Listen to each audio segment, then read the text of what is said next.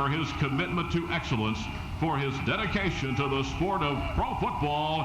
Here is Al Davis.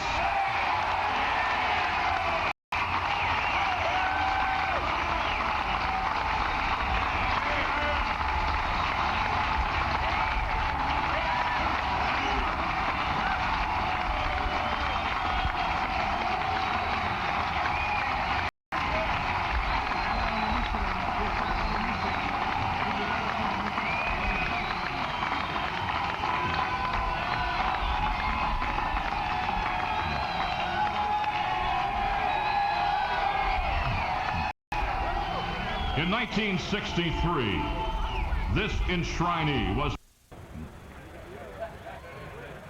John Madden. Coached the Oakland Raiders for 10 seasons from 1969 to 1978. Was the youngest coach to win 100 games in his first 10 seasons. He is here today to present one of pro football's great contributors and the man who built the Raiders, Al Davis, for enshrinement. Welcome, John Madden.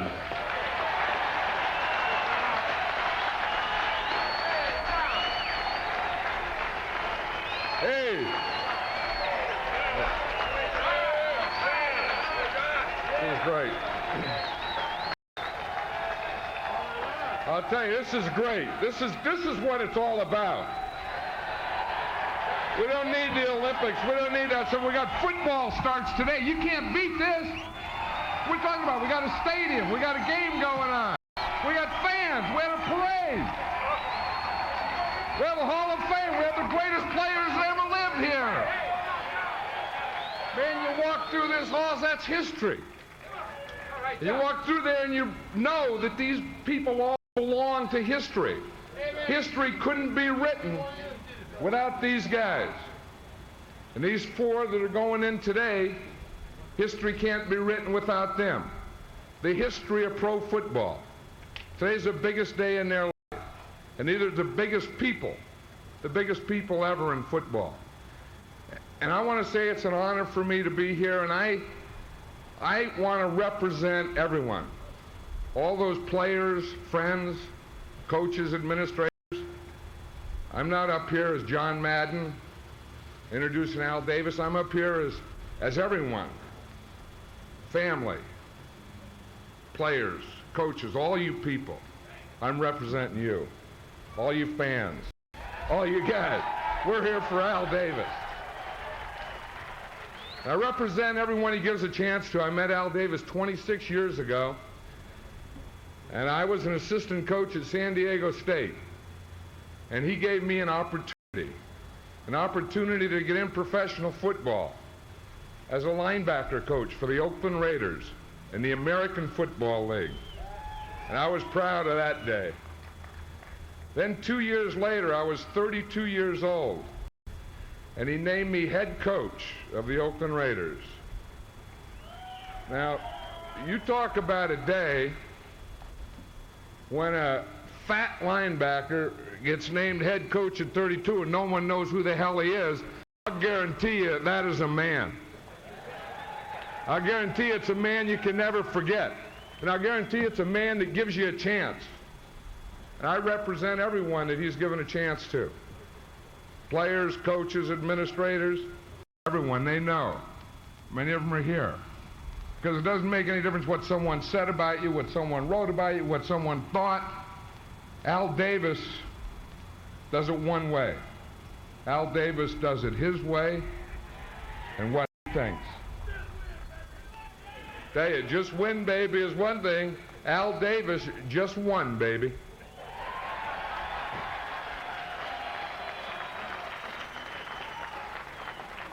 Yeah, we know all the things he's done. He's done everything in professional football. He's been a scout, an assistant coach, a head coach, a commissioner. That was a quick one to remember. He became the commissioner of American Football League. First thing he said was, what's the names of the top quarterbacks and phone numbers of the top quarterbacks in the National Football League? They said, okay, we'll merge. And he came back and general manager, managing general partner, owner, CEO, everything. And he's had a dream. He had a dream to build the best organization in sports. And he did that. The Oakland Raiders, the Los Angeles Raiders have the best record of any team in pro sport. They won Super Bowls in 3 decades, the 60s, the 70s, the 80s, and now they're working on the 90s. He's endured. Those are the things that he's done, those are the things that we know, but Al Davis is not a simple man, he's complex. And a lot of people don't know him. And they just write something and you think that's what it is, but those of us that know him best, know that people call him cold and calculating. He can be, and he is. But he can be the warmest person you've ever met. You call him an enemy, he can be an enemy because they're a competitor. If you're on the other side, you're his enemy. And there's no one that can compete like Al Davis. But if you need a friend, there's no better friend. Al Davis is my best friend. I've always said if I ever need anything, have one phone call, it'd be to Al Davis. And there's many people out there that feel that way. He's a maverick? Yeah, heck yes, he's a maverick. That's good. Being a maverick's good. He does it his way. But if you need a team player, Al Davis is a team player. Because he understands that. He's been everything. And he has, pride and poise. He exemplifies that. Commitment to excellence. This man has given his whole life to professional football. There's nothing else. He doesn't fish or hunt or play golf or play tennis or have a home. He has one thing, professional football. And that is commitment. And that is commitment to excellence. And we all dream, as Al dreams, of being the best. And you always have a stadium. And the fans are all there, family, his mother, brother Jerry, wife Carol, son Mark. They're all there. Ex-players are all there. Ex-Hall of Famers are all there. In this stadium, Al Davis has been here to introduce 7 great Raiders. And they're introduced in this stadium. At center, Jim Otto. He runs out in the field.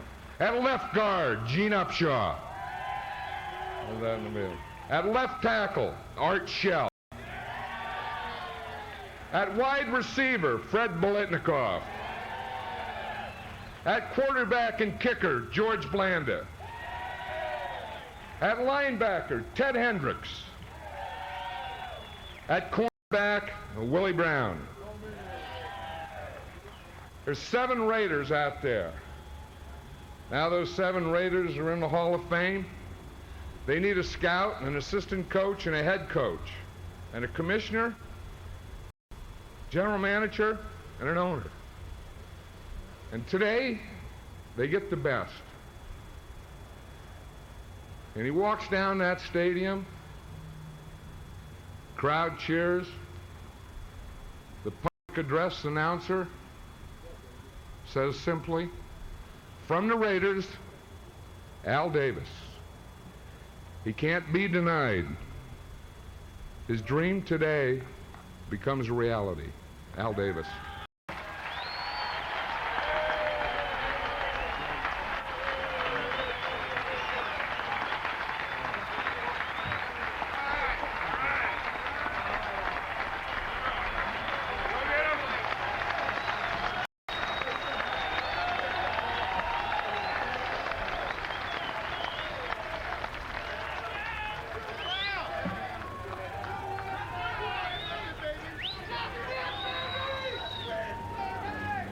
Thank you, John Madden. As someone pointed out, John Madden was a brilliant coach. He's a loyal friend, a Raider. His record is self-explanatory. His 103 victories in 10 years of head coaching parallels the best in the history of the game. We're all so proud of John. John Madden will take his rightful place in the Hall of Fame in the very near future.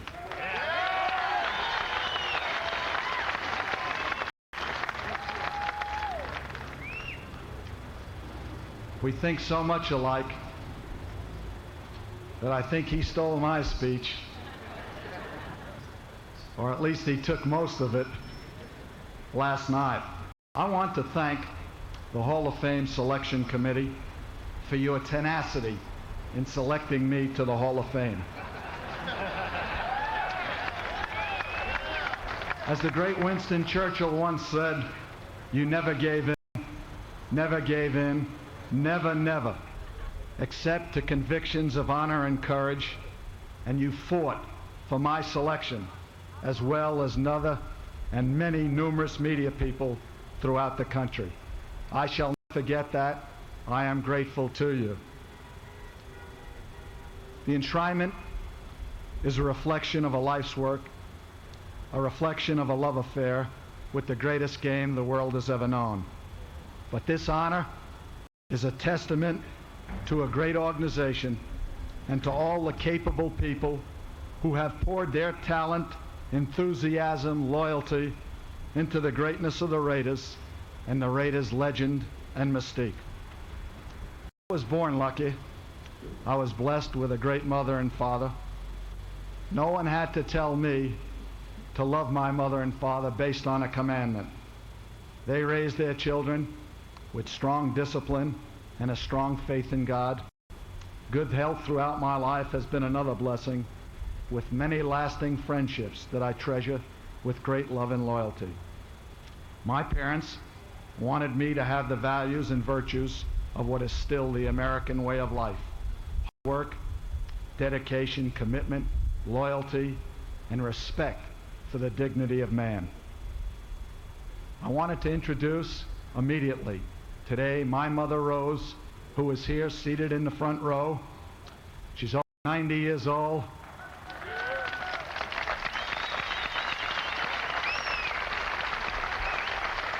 Thank you, Judy. My brother Jerry and his family, and of course my dad, who isn't here, who is a proud guy and a self-starter. I'm sure he is looking down on us today. My parents, in their own way, encouraged me to dominate. I tell you this quick story in Florida. It was about 6 years ago. I was seated in a very prominent restaurant with my mother and some of the top people in professional football, some of the top writers, and we were talking about signing of players, and my mother asked me, "How are you doing?" And I said, "I've got problems. I haven't signed Mike Haynes, Todd Christensen, Lester Hayes," and I named 2 others. And I said, "They just want too much money." Her answer was, "Without them, what kind of team you're going to have? Give them the money. You can't take it with you."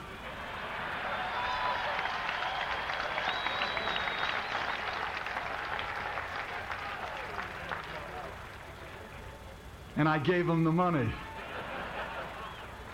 I learned early on in life that if you're going to lead, if you're going to dominate, the golden rule, do unto others as you would have others do unto you, is not necessarily right. You must treat people in a paramilitary situation the way they want to be treated, not the way you want to be treated. To do that, you must learn about them, learn their cultures, and allow for their individual differences. We never wanted our players or even our friends to fit into rigid personality molds. There's a place in this world for mavericks. Stand up for principle, defy custom at times, be right, do not hurt others. That individualism encouraged me to go forward, and my heroes when I was a young boy dared me to dream. I had come from Brockton, Massachusetts to Brooklyn, New York over 50 years ago. I was about 6 years old. We had no TV, little radio, and 8 great newspapers. They were my eyes and ears. Pro football had little popularity, but I was immediately inspired by 2 great organizations at the very young age, between 6 and 12, the New York Yankees and the Brooklyn Dodgers. Let me tell you what the Yankees represented. They represented size, power, dynasty, intimidation, the home run, the ability to take players from other teams and put that Yankee uniform on them and play great. The Dodgers of Branch Rickey was speed, the development of young players, fundamentals, a way of playing the game, and the willingness to pioneer. I always thought early on you could take these great qualities, these organizations, and encompass them into one. As a famous American said, I had a dream to someday build and maintain the finest organization in the history of sports. An organization that would be the most imitated, the most respected, and the most feared organization in its field. A standard of excellence by which all others would be judged. A chill went through my body last night as I met with many of the special people who I went to school with, lived with, played with, coached, and for a few brief moments I remembered many of the special people who can't be here today. It was well over 50 years ago, as I told you, that I started this long journey in Brooklyn, New York. At Public School 189, Winthrop Junior High School, and a famed Erasmus Hall High School, my boyhood friends Danny Glassman and Stan Roberts are here today. From there, I went to Wittenberg College in Springfield, Ohio, and Syracuse University. And we just had a recent reunion of all the great athletes from Syracuse. And here today, Bernie Custis, a great quarterback, my teammate, and Bobby Wallach, a great basketball player. My first job, I was 21 years old at Adelphi College in Garden City, Long Island. Herman Mason, a great magazine writer, gave me a chance to write newspaper and magazine articles that attracted the coaches around the country. I then, at 24 years old, had a team called Fort Belvoir, Virginia. It was a team that fought to be the #1 service team in the nation. Last night, 7 of the great players were here from that team, and I was certainly honored. I worked in 1954 as a scout for the Baltimore Colts and Weeb Eubank. Then on to the Citadel, and there I had a great player, Angelo Coya, who's with me to this day as a scout for the Raiders. And in 1957, Don Clark, the late Don Clark, a magnificent human being, hired me as an assistant coach at Southern Cal. There, I coached 2 of the greatest players who've ever played this game, Willie Wood, a Hall of Famer, and Ron Mix, a Hall of Famer. Dorothy Clark is here today. I go to 1960, when the American Football League prospers. A new league was formed. I want to tell you, I learned at a very early age, to be great and just win, you need great players. And boy, does that help you win. I joined the Los Angeles Chargers in 1960 and went to work for Sid Gilman, who sits on this stage as a Hall of Fame enshrinee. It was like a science laboratory to learn, study by a master. I never thought that anyone could outwork Al Davis. I loved every day of work, looked forward to it, and I have great respect for Sid, and of course his wife Esther, who at that time was to me the standard bearer for football coaches' wives. From the Chargers, the great Lance Allworth, the great Ron Mix are here today. You know, it was in 1963 that it was on to Oakland. I was 33 years old. I was head coach, general manager, and I can remember attack, pressure, the vertical game, the bump and run, just win, baby, dominate, commitment to excellence, the famed silver and black, pro football's dynamic organization, take what you want, pride and poise, and I could go on and on. The reborn players, the holy roller, the miracles of George Blanda, ghost to the post, the immaculate reception, but time doesn't allow it. I want to pay tribute to the vision of a man such as Ed McGaw, who was one of the founders of the Raiders, and whose confidence in the destiny of the Raiders and myself never wavered. 2 other fine gentlemen are here today, Al Locasal and Ron Wolf, who are with me for over 25 years, masters of detail.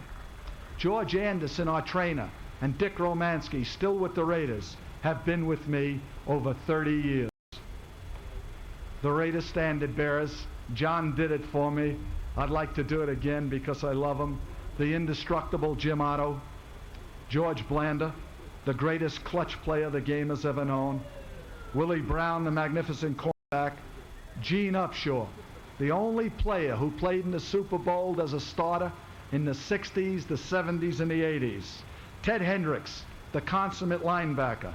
Fred Blitnikoff isn't with us today. He's a coach for the Raiders, 14 years, and I don't have to tell you about his artistry. And of course, the magnificent Art Shell, the giant head coach of the Raiders today. And then you take Tom Flores, a star player who coached us to 2 Super Bowls. You throw in Al Davis, and you've had as diverse a group as you could find in this world. And yet, there was a common bond. They played for the organization. They wanted to win for the organization. They loved their organization. And most of all, they loved each other. In 1966, I became commissioner of the American Football League. I did not want to give up coaching, but our league was in a struggle for survival. The merger came quickly in 1966, and there's no question that pro football has become the most exciting mass entertainment in the history of the world. For a moment, I wish all of you would bear with me. I'd like to talk to the great Raider Warriors who are here today, some 100, and some who are no longer with us, but whose memories we cherish. I say to those great Raider Warriors, let me take you back a few years to Frank Ewell Field, to the Oakland Coliseum, to the Los Angeles Memorial Coliseum, and have you all individually introduced once again to the roar of the crowd. And we can never forget those great fans. The roar will be deafening. To see you all in those silver and black uniforms, to hear the national anthem, relive the moments of the thrill of victory and the agony of defeat. To those of us who saw you battle to the top over the last 3 decades, we will never forget you. You know, Raider football was always emotional. We loved to take those memorable trips throughout the league, and we were hated, we were feared, but we were respected. This community is the cradle of professional football. When our heroes of the past become our legends of the future, and we all know time never really stops for the great ones. It reaches out and wraps them in a cloak of immortality. What a great inspiration to come to this field of dreams every year, to walk through the hall and walk through its exhibits, and to pay tribute to this great class.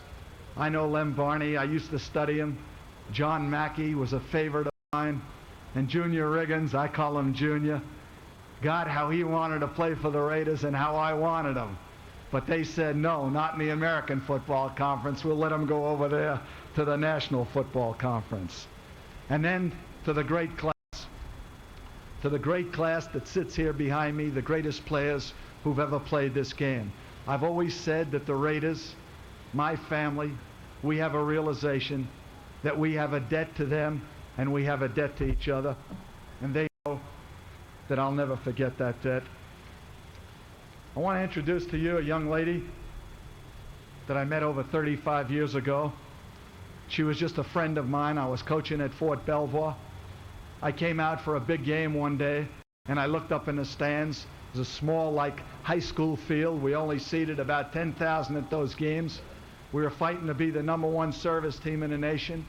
And I look up, and sitting there is Weeb Eubank, who's scouting the game for the pros, and the general of the post. And this girlfriend of mine is sitting with the general and Weeb Eubank. I almost died. I got her after the game, and I said, what are you doing up there? What are you doing with them? She said, I can handle myself. She said, we were talking football. What do you mean talking football? She said, I was telling them about our players. Where do you know about our players? She said, I was telling them everything I heard you say. With that quality, I knew I was stuck. I told her at a very early age the only thing that could take me away from football was life or death. She put me through the test about 12 years ago. Today she's 100%. She's a beautiful lady, my friend Carol Davis.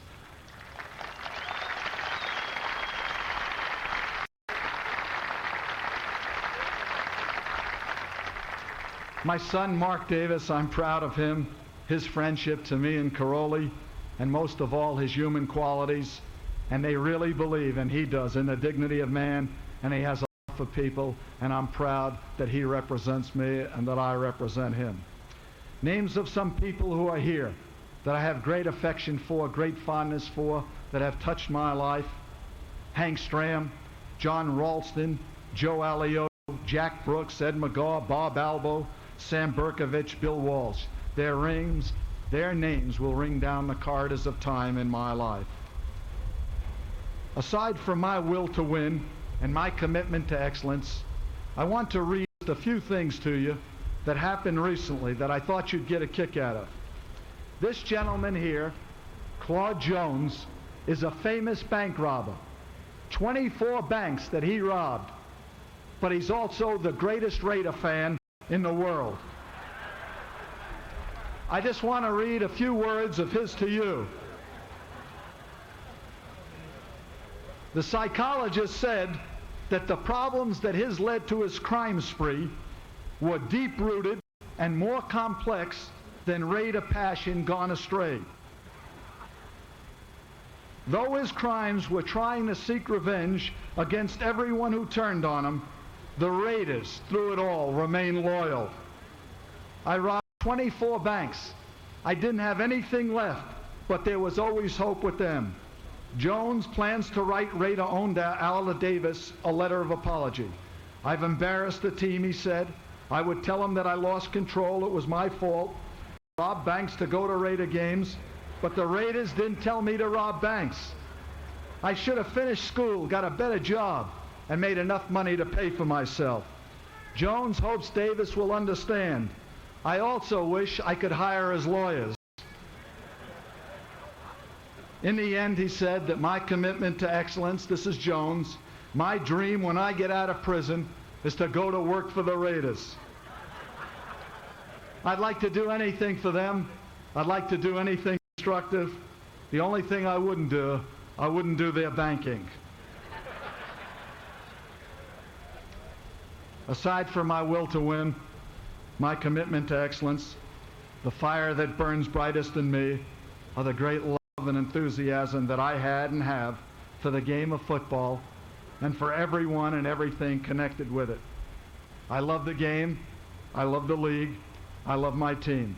But more important, I wanted to embellish all of them to agree, never surpassed, and seldom have ever equaled. I think that I've known every facet of this game, whether from the inside or outside, whether in collaboration or in opposition when it was necessary. I have labored in this vineyard, this cradle, with the objective of making the league itself a working combination of both discipline and freedom. I shall always believe that great people inspire in others will to be great. To the people of Canton, to the late Bob Snyder, you have inspired me by your receptiveness, your enthusiasm. I shall cherish this honor for the rest of my life. I thank you very much.